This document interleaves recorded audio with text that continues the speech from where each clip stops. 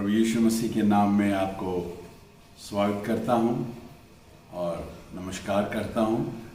मैं आपका भाई आर.के. माला, परमेश्वर का सेवक, जीवते परमेश्वर का सेवक, आपके सामने आज फिर प्रभु के वचन को लेकर आया हूं। मैं तेरा जो वचन हमारे लिए आशा है, जिस वचन में हम अनादिकाल से लेकर अनंत काल के बारे में पढ़ते हैं, बाइबल के बारे में। बाइबल हमें परमेश्वर से मिलाता है और परमेश्वर की मनसा हमें दिखाता है। पिछले दिनों में हम देख रहे थे कि जगत के अंत का क्या क्या निशानियां हैं, क्या क्या चिन्ह हैं। हजारों वर्ष से सृष्टि बनी है और इसके अंत के बारे में भी वर्णन करना एक बहुत महत्वपूर्ण बात है।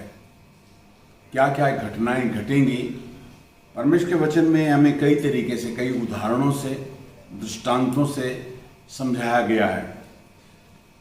ये तो हमें मालूम है कि परमेश्वर ने बहुत सुंदर सृष्टि बनाई और परमेश्वर ने मनुष्य को अपने स्वरूप में बनाया और उसे बाग एदन में रखा, वो उसकी पत्नी, ताकि बाग एदन में रहकर उस सुंदर वाटिका की देखभाल करें, उसकी सुरक्षा करें। हर किस्म के फल हैं, हर किस्म का खाने की वस्तुएं हैं, अच्छा मौसम है और हर किस्म के पक्षी, जीव जंतु उनके पास हैं और कोई दुख नहीं है, कोई पीड़ा नहीं है, कोई डर नहीं है, कोई भय नहीं है। परमेश्वर का आनंद ही आनंद है। और वहाँ जीवन का वृक्ष भी है जिसमें खाए कभी कोई ना मरे, अमरता। लेकिन दुष्ट को ये पसंद नहीं आया। जो इब्लीस है, शैतान है, अपने ढोंग किया उसने, माया रची उसने और इनको परमेश्वर के मना किए हुए फल में से खिलाया और उसी वक्त पाप इनके जीवन में आ गया और पाप सारे संसार में फैल गया और पाप के कारण दुख, पीड़ा, परेशानी और परिणाम मृत्यु है। जहाँ वो जीवन था वो मृत्यु में बदल गया। फिर भी परमेश्वर का दया धनी जो परमेश्वर है, वो किसी के मरने से कुछ नहीं होता। उनको शिक्षा देते रहे, उपदेश देते रहे और एक समय ऐसा आया, परमेश्वर को दुख पीड़ा भी हुई कि मैंने ये सृष्टि में जो अधर्म आ गया है, स्वर्ग से गिरा हुआ स्वर्गदूत जो हैं, अधर्म, अत्याचार, अनाचार उन्होंने किया और परमेश्वर कई बार सृष्टि को नाश करने का योजना बनाई, लेकिन समय टलता गया। परमेश्वर यही चाहता है कि मनुष्यों में परमेश्वर की संगति हो। नीति वचन में लिखा है, वो मनुष्यों की संगति से प्रसन्न होता है। परमेश्वर की प्रसन्नता है कि वो अपनी बनाई हुई सृष्टि के साथ हो, जैसे अपने माँ बाप अपने बच्चों के साथ संगति करके आनंद मनाते हैं, खुशियाँ मनाते हैं। छोटे बच्चों को देखते हैं, बढ़ते हुओं को देखते हैं, कुछ वो तरक्की का पाते हैं तो खुश होते हैं, आनंद होता है। परमेश्वर तो इससे भी बड़ा आनंद मनाता है। सपनिया में लिखा है, वो तेरे कारण परमेश्वर चुप कर रहेगा फिर आनंद मनाएगा और ऊंचे स्वर से गाएगा। कई बार माताएं अपने बच्चों को लाड प्यार से, मेरा बच्चा है, मेरा फूल है, मेरा मेमना है और मेरा लाडला है, ऐसे एक शब्दों का एक ऐसा गीत है जो वर्णन से बाहर है। परमेश्वर यही चाहता है कि उसकी प्रजा, उसके लोगों में वो भी आनंद मनाएं और वो भी अनंत जीवन का आनंद लें।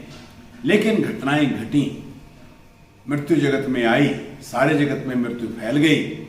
परमेश्वर ने मृत्यु का उपाय भी किया। पाप की तो मजदूरी मृत्यु है, लेकिन परमेश्वर का वरदान प्रभु यीशु मसीह में अनंत जीवन है। बाइबल हमें बताती है प्रभु यीशु मसीह जीवन लेकर आया,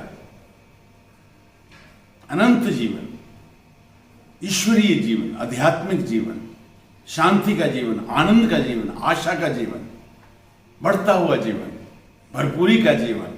लेकिन पाप ने इंसान के जीवन को पंगु कर दिया है, ठेंगना कर दिया है। प्रभु यीशु मसीह आए, जगत में पापियों का उद्धार के लिए बलिदान दिया और वो चले गए जाने और कहे मैं फिर आऊंगा। चेलों से कहा और चेलों ने पूछा, प्रभु तेरे आने का चिन्ह क्या है? प्रभु यीशु मसीह ने कई तरीके से उनको बताया, प्रकृति में क्या बदलाव होगा, राजनीति में क्या बदलाव आएगा, समाज में क्या बदलाव आएगा, इंसानों के हालात में क्या क्या त्रुटियां आ जाएंगी, लेकिन वो आएगा। बाइबल में हमें कई उदाहरण हमने देखे हैं। हनोक उठाया गया और एलिया, हम एलिया के बारे में देखा, ये बहुत अच्छा उदाहरण है। एलिया परमेश्वर का एक बहुत बड़ा नबी था जो परमेश्वर के उपस्थित रहता था, उनके सामने रहता था और परमेश्वर की सामर्थ्य से भरा हुआ था। उसके कहने से आग बरस जाए, उसके कहने से मेघ बरस जाए, ऐसा सामर्थ्य था। और परमेश्वर की मनसा को जानता था, परमेश्वर से बातें करता था।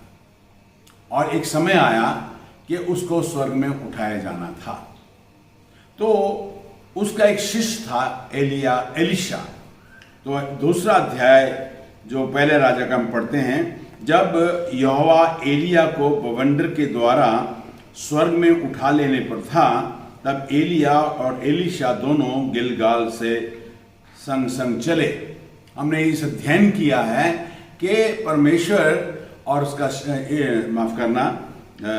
एलीशा और अपने गुरु एलिया के साथ संग संग चले और एलिया आसमान में, स्वर्ग में उठाए लिए जाने वाला था। सब जगह चर्चा था।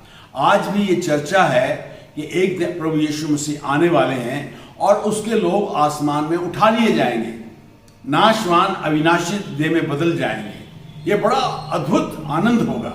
मैं इस घटना के दृष्टांत में सीखते हैं, एलिया और एलीशा बेतेल में आते हैं, फिर यरीहो में आते हैं। बेतेल का मतलब है परमेश्वर के मिलने का स्थान, संगति का स्थान, दर्शन का स्थान, आशीष का स्थान।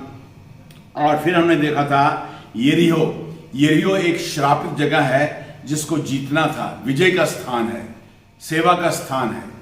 और यहाँ पर हम देखते हैं कि यरीहो में कितने लोगों का उद्धार हुआ।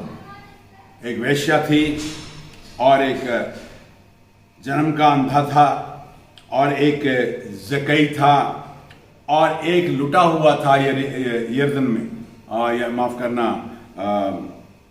यरीहो में। यरीहो वो जगह है जहां लुट जाना है और एक श्रापित जगह है, लेकिन उसको भी जीतना है, विजय का स्थान है।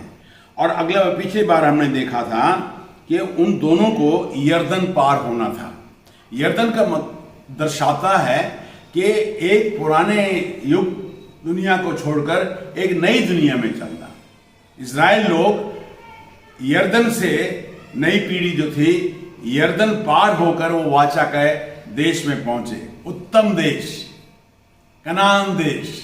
ऐसे मेरे प्रिय लोग, बहन भाइयों, श्रोताओं, परमेश्वर एक उत्तम देश देता है, उत्तम आशीषें देता है जब उसकी आज्ञाओं को पालते हैं, जब उसके हमारे अपने गिलगाल के मतलब हमारे जहाँ नाम धरा, ये बारी कलंक खत्म होता है यीशु मसीह क्रूस के द्वारा, परमेश्वर की संगति के द्वारा। फिर हमें एक विजयी जीवन जीने के लिए प्रभु ने बुलाया। हमें जो जय पाए वो परमेश्वर की आशीष हैं। यरीहो से निकलकर यरदन पार जाना। पिछली बार हमने दिखाया था यरदन हमें मरकर जी उठने का अनुभव मिला था। मरने का मतलब पुराने जीवन को मरकर नए जीवन की चाल में चलना। यरदन से ये पार हो जाते हैं और हम पढ़ते हैं दूसरा राजा दूसरा अध्याय। और लोग देख रहे थे, बहुत सारे लोग देख रहे हैं कि पुनरुत्थान का समय आ गया है, रैप्चर का समय आ रहा है, लेकिन तैयारी कोई नहीं रही। तब एलिया ने अपनी चद्दर पकड़कर ऐंठ ली और जल पर मारा और जल इधर उधर दो भाग में बट गया और वो दोनों स्थल उतर गए पार पहुंचने पर एलिया ने एलीशा से कहा, पहले कि मैं तेरे सामने से उठा लिया जाऊं, जो तू चाहे मेरे से मांग। एलीशा ने कहा, तुझ में जो आत्मा है उसका दूना भाग मुले। कितनी बड़ी एक मांग करी उसने। जो एलिया में, अपने गुरु में आत्मा है, उसका दुगना भाग मुझे मिले। एलीशा की ये मांग हुई। और हम ये देखते हैं, मैं स्टोरी बताऊंगा, जब एलिया चला गया तो एलीशा को सचमुच से दुगना सामर्थ्य मिला। जितने कर्म अद्भुत काम एलिया ने किए, उससे ज्यादा एलीशा ने किए। लगभग 14 कर्म किए उसने। लेकिन अफसोस की बात यह है, मैं समझता हूं, काश को यह कहता मैं तो तेरे संग संग चलूंगा। जब हर जगह कहता मैं तुझे नहीं छोड़ूंगा, तेरे साथ चलूंगा। प्रियो, पृथ्वी पर रहकर क्या प्राप्त किया? ठीक है, आश्चर्य कर्म किए, बहुत कुछ किया, लेकिन वो जो विशेष काम था वो नहीं कर सका। जब मरा तो दफन किया, हड्डियां पड़ी, लोग हड्डियों को छू छू के लोग चंगा होते थे उन दिनों में। इतना आश्चर्य कर्म उसमें, लेकिन इससे क्या फायदा है? फायदा तो यह है कि प्रभु के साथ उठा लिए जाए। इस दुनिया में हड्डी मांस मिले ही ना, अनंत जीवन के लिए बुलाया प्रभु ने। हम यहां देखते हैं एक बड़ा अद्भुत काम होता है कि जब वो चलते चलते चले, 11 पद में जा ही रहे थे तो अचानक, एकदम अचानक आ गया। और वो घड़ी अचानक आ जाएगी प्रभु की, पता भी नहीं होगा कब आएगी। कल रात हम सोए हुए थे, लाइट चली गई थी और मैं सोया हुआ था और इतनी जबरदस्त भयंकर थंडर आकाश में हुआ और एकदम चौंक गया, क्या प्रभु आ रहे हैं। बिजली भयंकर चमक रही थी, ऐसा लगा प्रभु आ जाएंगे, लेकिन वो रुके हुए हैं। इसका भी कोई मकसद है, वो नहीं चाहता कोई नाश हो। मैं चिंतन किया, प्रभु तो बहुत लोग हैं जो पाप में मर जाएंगे, अचानक प्रभु आ जाएगा। ऐसा जैसे अचानक क्या देखते हैं, अग्नि में रथ और अग्नि में घोड़ों ने उसको, एलिया को बवंडर के द्वारा सर में उठा लिया। हम यहां देखते हैं एलिया सधे आसमान में उठा लिया गया। मेरे प्रियो, ऐसे ही प्रभु का भी आगमन होगा, अचानक होगा प्रभु यीशु मसीह का आगमन। वो एक बार आया बालक के रूप में, शांति लेकर आया, अनुग्रह लेकर आया, शिफा लेकर आया, नई शिक्षा लेकर आया, अनंत जीवन की बातें लेकर आया। बातें नहीं बल्कि पापियों के लिए उद्धार करने के लिए क्रूस पे बलिदान हुआ, ताकि पापी अपने पापों से क्षमा मांग सके, उसके पवित्र रक्त के द्वारा पवित्र हो सके, धर्मी बन जाए और उसके जी उठने के सामर्थ्य से नया जन्म पा जाए। और फिर प्रभु कहता है मैं जा रहा हूं, फिर आऊंगा तुम्हें लेने के लिए। परमेश्वर का वचन हमें यह बताता है कि प्रभु यीशु मसीह फिर से आएंगे, और उस आने को बाइबल ने बताया है कि वो धन्य आशा है, ब्लेस्ड होप है। कितनी बात है, उनका आना परमेश्वर के लोगों के लिए धन्य होगा, लेकिन बहुतों के लिए कि बहुत पीड़ा भी होगी, क्योंकि प्रभु ने कहा एक रह जाएगा, एक उठा लिया जाएगा। पापी रह जाएगा और धर्मी उठा लिया। धर्मी का मतलब धर्म कर्म से रिलीजियस नहीं, जो प्रभु यीशु मसीह के द्वारा पापों की क्षमा पाकर और उनके बलिदान के रक्त के विश्वास के द्वारा पवित्र होकर और उनके पवित्र आत्मा को ग्रहण कर कर जो नया जीवन पाकर जीवन बिताता है परमेश्वर के वचन के द्वारा। वचन हमें बचाता है, पवित्र आत्मा में सामर्थ्य देता है। तो यहां हम देखते हैं जब वो आएगा, प्रभु यीशु मसीह ने कहा मत्ती और 24 अध्याय में और उसके 24 अध्याय और उसके 30 पद में, देखिए जो बाइबल है तो पढ़ें, नहीं तो मैं पढ़ देता हूं आपके लिए। लिखा है, तब मनुष्य के पुत्र का चिन्ह आकाश में दिखाई देगा, तब पृथ्वी के सब कुलों के लोग छाती पीटेंगे और मनुष्य के पुत्र को बड़ी सामर्थ और ऐश्वर्य के साथ आकाश पर बादलों पर आते देखेंगे। और तुरही फूंकी जाएगी, बड़े शब्द के साथ, ललकार के साथ विजय नाद होगा। मेरे प्रियो, ऐसा अद्भुत एक घटना घटेगी। कब घटेगी? कभी भी हो सकता है, क्योंकि जो प्रभु ने कहा, जो मैंने कहा है, चिन्ह जब पूरे हो जाएंगे उसका आना होगा। हमने पहले इसके बारे में बहुत सीखा है। और प्रभु के साथ आकाश में बादलों से मिलना होगा, और उसके सिंहासन के सामने परमेश्वर के लोगों का आनंद होगा, उनका पुरस्कार होगा। फिलिपियों 3:20 में लिखा है, जब वो आएगा हमारी नाशवान देह बदल जाएगी, महिमा की बदल जाएगी। जैसे वचन में लिखा है, अविनाशी देह में बदल जाएगी। हमारी देह नाशवान है, पीड़ा होती है, दुख होता है, रोग है, बीमारियां हैं, नाशवान है, लंबी उम्र नहीं पाते तो मर जाते। परमेश्वर चाहता तो मैं लंबी उम्र दूं। और फिर हम देखते हैं वो महिमा के साथ आएगा। इस समय के दुख पीड़ा तो उस महिमा के सामने कुछ भी नहीं है। रोमियो 8 और 18 में पढ़ते हैं हम इस बात को।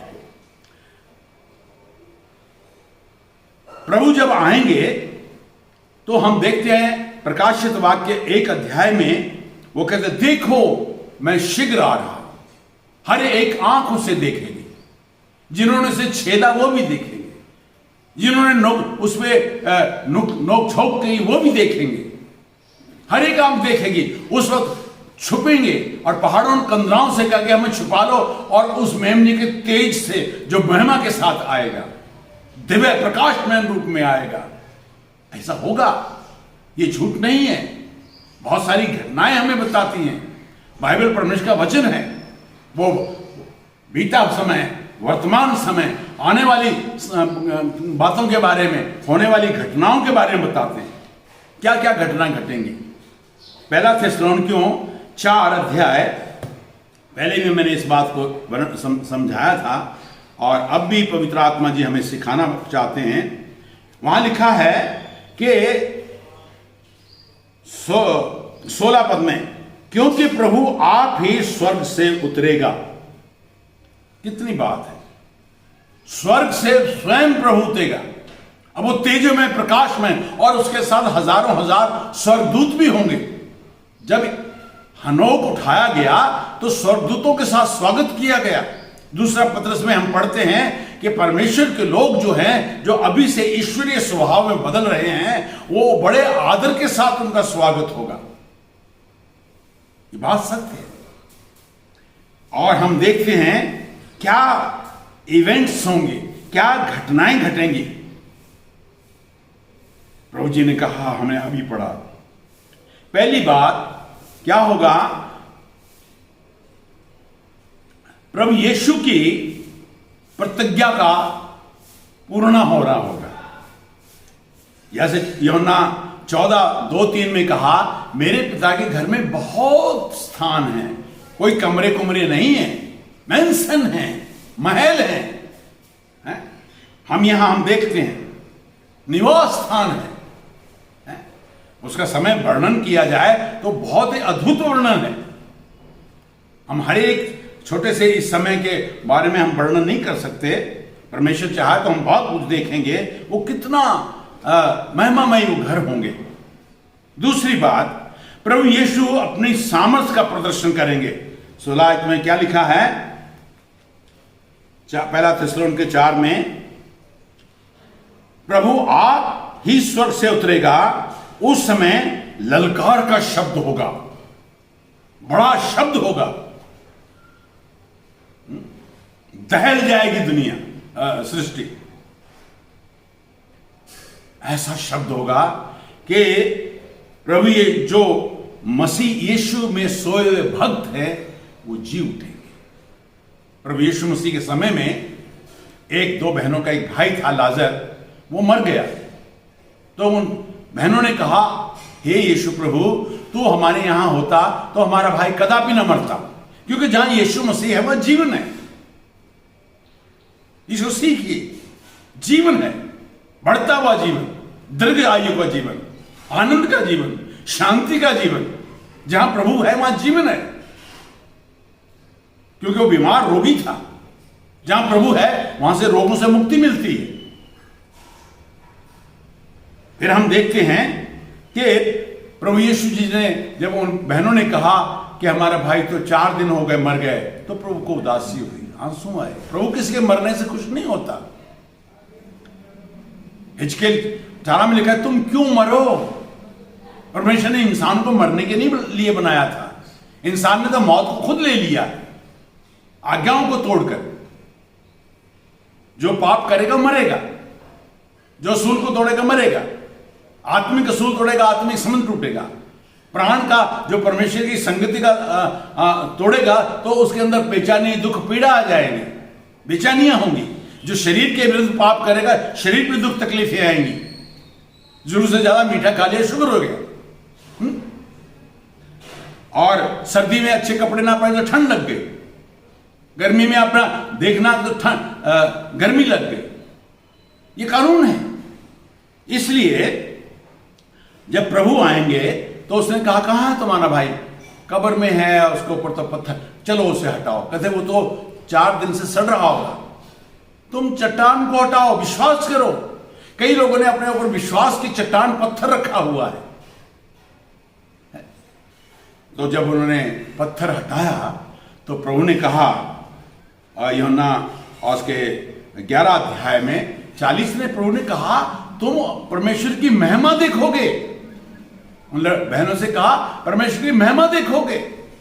जी उठना महिमा का समान बात है, ग्लोरियस बात है। 43 पद में प्रभु ने बड़े ललकार से कहा, लाजर निकला, और लाजर निकल आया।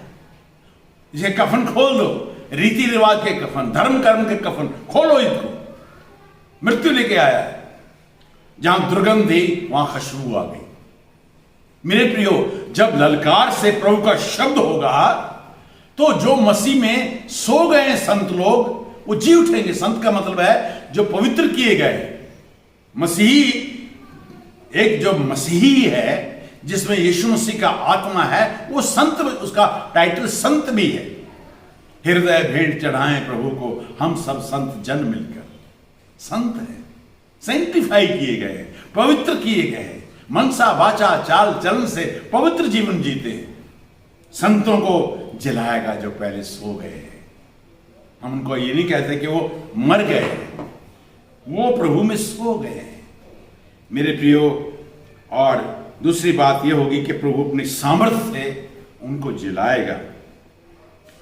और हम जो जीवित हैं, अर्थात जो प्रभु में जीवित है, जिसके पास यीशु मसीह है, उसमें जीवन है, पवित्र जीवन है, ईश्वरीय जीवन है। और नरसंगा फूंका जाएगा, विजयनाद होगी। यशाया 1 कुरिन्थी और 15 में लिखा है, और जब तुरही फूंकी जाएगी, और जो मसीह में सो गए हैं, नाशवान जो हैं, वो अविनाशी में जी उठेंगे, महिमा का शरीर मिल जाएगा। हालेलुया। और तीसरी बात, प्रभु की उपस्थिति को देखेंगे, प्रभु को तेजमय रूप में देखेंगे, हम उसको पहचान जाएंगे। Be the realisation of Christ देखेंगे, हम उसकी प्रेजेंस को देखेंगे, हम रियलाइज करेंगे उस प्रेजेंस को। वो आकाश में होगा, पृथ्वी पे अभी नहीं आएगा, वो अगला सब्जेक्ट है। हम देखते हैं वो महाराजा, राजाओं का राजा होगा जो आएगा। वो प्रधान दूत होगा उस वक्त, स्वर्गदूत होंगे वहां पर, सबके नाम वहां लिखे होंगे, ऐसा लगता है। और फिर हम देखते हैं ऐसे ही प्रभु का स्वर्ग से आकाश में प्रकट होना, वो हमारा भविष्यवक्ता होगा। प्रभु यीशु मसीह में भविष्यवक्ता की आत्मा है।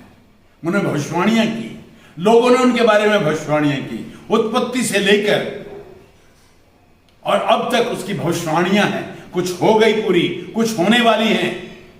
मेरे प्रियो, वो भविष्यवक्ताओं की आत्मा है। वो महान याजक है जो परमेश्वर से अपने लोगों को मिलाता है। वो 100वें महायाजक बनकर आएगा। वो हमारे पापों को याद नहीं करेगा। वो राजाओं का राजा होगा, महाराजाधिराज होंगे। मेरे प्रियो, क्या आप उससे मिलने के लिए तैयार हैं? इस समय के थोड़े से कलेश उस महिमा के सामने कुछ नहीं है। इन कलेशों पे जय पाना है। इसलिए कुलुस्सियों 3 अध्याय में कुछ पदों को मैं पढ़कर खत्म करूंगा। कुलुस्सियों 3 अध्याय ये विषय तो बहुत ही सुंदर है, बहुत ही महिमा वाला है। थोड़े शब्दों में हम इन बातों को नहीं वर्णन कर सकते। हम पढ़ते हैं कुलुस्सियों 3 अध्याय में, और जब तुम मसीह यीशु के साथ जिलाए गए हो, मरे हुए जीवन से तो तुम जला लिया है, अब जिंदा किया गया है, अब तुम्हारे पास जीवन है, जीवन मिल चुका है जो मसीह में, और अभी वर्तमान में परमेश्वर दाहिने हाथ बैठे हैं और वो भविष्य में आने वाले हैं। जब मसीह जो हमारा जीवन है प्रकट होगा तो तुम भी उसके साथ महिमा के साथ प्रकट किए जाओगे, महिमा बदल जाएंगे। महिमा का वर्णन ही बहुत करना, शकीना ग्लोरी, महिमा का शरीर, तेजो में शरीर। हालेलुया। इसलिए परमेश्वर का वचन कहता है 4 पद में, इसलिए अपने उन अंगों को मार डालो, अर्थात व्यभिचार, अशुद्धता। कोई व्यभिचारी परमेश्वर के राज्य में नहीं जाएगा। प्रकाशित वाक्य में 3 में मैंने पढ़ा परसों चौथे कि उद्धार पाने के बाद अगर वचन में बने ना रहेंगे तो याद रखिए, जो पहला उद्धार तो नहीं छिनेगा, लेकिन उसके बाद दंड आएगा। जो जय पाए उसका नाम मैं जीवन की पुस्तक में से नहीं काटूंगा, अर्थात जो जय नहीं पाता जीवन की पुस्तक में नाम भी कट सकता। मैं ऐसा सोचता हूं, कईयों के नाम कट जाते हैं, स्कूल से नाम कट जाते हैं, कॉलेज से नाम कट जाते हैं, नौकरी से नाम कट जाते हैं, जो अनुचित जीवन जीता है। हम देखते हैं कि जो जय पाए पाप पर, व्यभिचार पर, सोच विचार भी नहीं, अशुद्धता, दुष्कामना, बुरी लालसा, लोभ जो है वो पृथ्वी की पूजा करना है, नाशवान चीजों की उपासना करना है, मूर्ति की पूजा के समान है, जो ना देखती है, ना सुनती है, ना बोलती है, ना चलती है। इस कारण परमेश्वर का प्रकोप आज्ञा ना मानने पर पड़ता है। अभी प्रकोप पड़ रहा है और उस वक्त भी प्रकोप पड़ेगा। रोएंगे, छाती पीटेंगे, जैसे एलीशा, हे मेरे प्रभु, हे तू चला गया। सामर्थ तो मिल गई है, लेकिन काश कि वो भी उठाया जाता। मैं ऐसा सोचता हूं, मेरे प्रभु अभी आ जाए, मुझे तो बहुत क्या चाहिए, धन दौलत, दुनिया के 9 प्रभु, मुझे अपने के साथ जाना है। इस आशा में हमें जीना है, ये धन्य आशा है। मेरे प्रिय बहन भाइयों, क्या कर रहे हैं? 2 तिमोथी 4:8 में पौलुस कहता है, जो उसकी बाट जोते हैं। मैंने आपको होमवर्क दिया था 2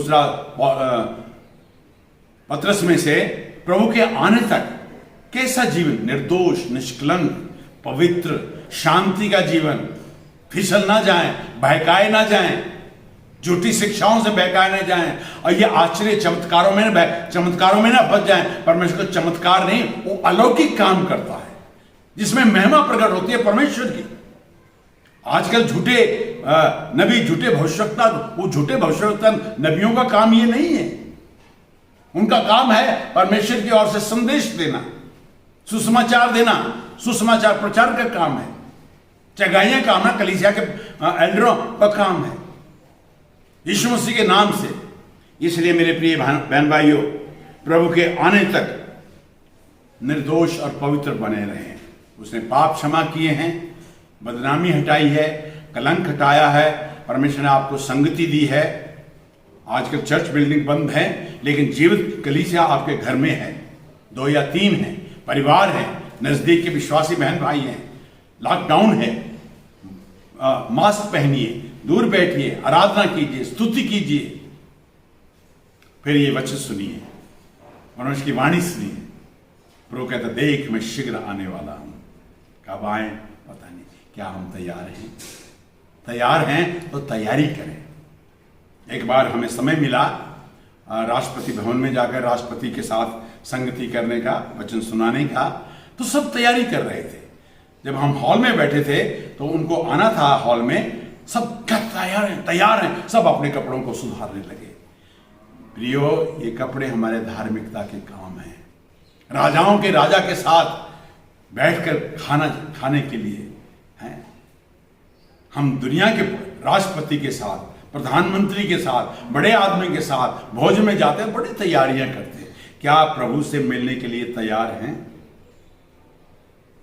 कोई अशुद्ध वस्तु ना जाएगी, कूड़ा कचरा नहीं जाएगा, वो चोर की नहीं आएगा। चोर की नाई, वो चोर नहीं है। चोर की नाई जब जैसे चोर चोरी करने के लिए आता है तो अच्छी अच्छी चीजें ले जाता है। प्रभु उसकी नाई आकर कचरा वचरा नहीं लेकर जाएगा, वो दुल्हन को लेने के लिए आएगा।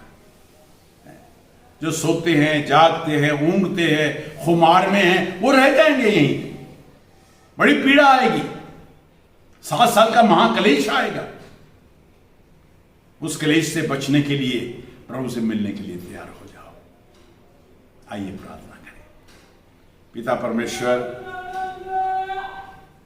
धन्यवाद करते हैं प्रभु, तूने हमें क्रूस की वेदी के पास, उस गिलगाल के पास आकर हमारी नाम धराई, हमारे कलंक मिटाए। प्यारे यीशु मसीह, आपके भवन में, आपकी संगति में, जो जीवित पत्थरों का मंदिर है, घर, उसमें तू वास करता है। तेरा धन्यवाद करते प्यारे प्रभु परमेश्वर, तू हमसे संगति करता है। तू हमें प्रभु एक विजयी जीवन देता है कि हम यरीहो पर, पाप पर, बीमारियों पे, दुखों पे जय पाए। तू हमें यर्दन के पार लेकर जाता है प्रभु, इस संसार से अलग करता है हमें प्रभु जी। अंधकार की और ज्योति का कोई मेल नहीं प्रभु, आपने कहा। जीवते परमेश्वर का और नाशवान चीजों का क्या मेल जोल है? अविश्वासियों और विश्वासियों के अलगाव का जीवन। इसलिए कहते उनसे अलग हट जाओ, अलग हो जाओ, तब मैं तुम्हारा परमेश्वर ठहरूंगा और तुम मेरी प्रजा होगे। हम तेरी प्रजा बने हैं प्रभु। जब तू आए, हमें भी प्रभु जी पुनरुत्थान में, रैप्चर में उठा लीजिएगा। सुनने वालों को आशीष दें, जो सुने और विश्वास करे और जीवन पाए। यदि कोई अभी तक प्रभु जी संसार में बंधा हुआ है, अपने पापों की माफी मांगे। हे प्रभु यीशु मसीह, परमेश्वर पिता, मेरे पाप क्षमा कर। प्रभु यीशु मसीह, आपके क्रूस के बहाए लहू को मैं विश्वास करता हूं कि सब पापों से शुद्ध करता, मैं पवित्र कर। प्रभु यीशु मसीह, मेरे जीवन में आ, मुझे एक नई सृष्टि बनाया, नया इंसान बनाओ, और मैं भी आप में अंश के बढ़ता, जब तू आए, तेरे साथ मैं भी महिमा के साथ उठाया जा सकूं, मैं तेरी आवाज सुन सकूं। अभी से मुझे तेरी आवाज सुनने की योग्यता दे, प्रैक्टिस दे। मेरी भेड़ें मेरा शब्द सुनती जाए, आपने कहा। जब वो आएगा, क्या हम उसकी आवाज को पहचानेंगे? अभी से प्रभु तेरी आवाज पहचानने का अनुमति दे, प्रभु यीशु मसीह के नाम से, आमीन। प्रभु आपको आशीष दे। God bless you.